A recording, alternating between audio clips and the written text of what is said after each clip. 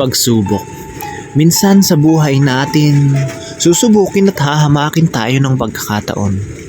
Kaya kapag dumating ang araw na yon, kailangan lang natin magpakatatag at maging determinado na malampasan ang pagsubok na binigay sa atin. Kahit na mahirapan at masaktan pa tayo ng sobra, huwag tayong susuko. Kasi kapag nalampasan natin ang mga bagay na napakahirap, ay magtatamasa tayo ng kaginhawahan.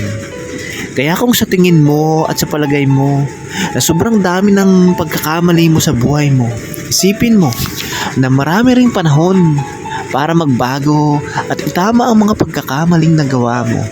Naniniwala ako na may dahilan ang lahat ng pangyayari sa buhay ng tao.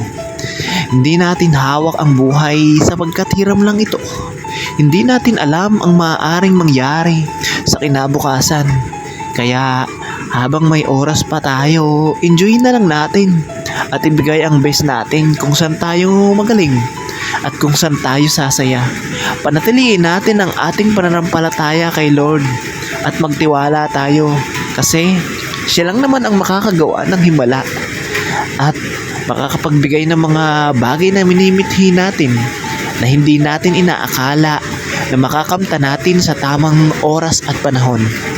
Kaya okay lang yan kung ngayon ay marami kang pinagdaraan ng problema. Yan ang magiging daan para sa maayos at magandang kinabukasan.